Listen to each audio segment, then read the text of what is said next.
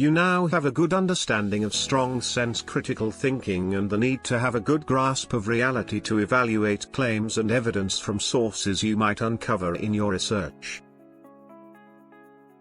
But you'll want to be careful that you don't allow your thinking to run into roadblocks.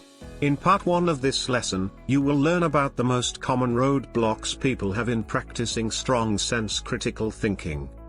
The most common roadblock to strong sense critical thinking is our worldviews. Each of our worldviews comprises various ideas we have that come to us from our families through our culture, political ideologies, and ethics. Because we usually accept these ideas without much thought, as we are children and those who impart them to us are adults and authority figures, the beliefs will often bias us somewhat when we evaluate claims and evidence and form our own opinions. People who habitually practice weak sense critical thinking are usually unaware of how much bias they have.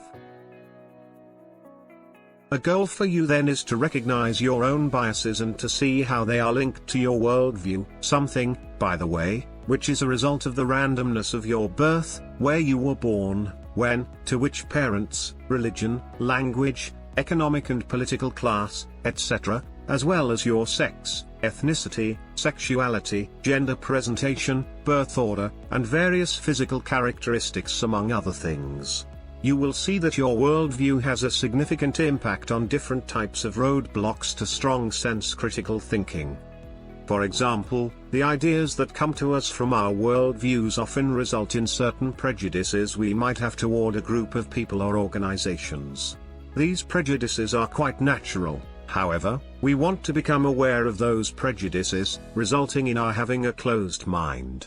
Anytime we find ourselves pointing a finger at those we disagree with, we must ask ourselves if we are motivated to criticize another because of the irrationality of their position or for some hidden bias we might harbor against them due to them having a different worldview than ours.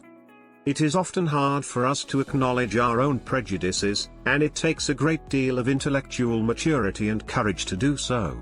Once we can take an honest look at our own biases, we can embrace strong sense critical thinking with much more ease.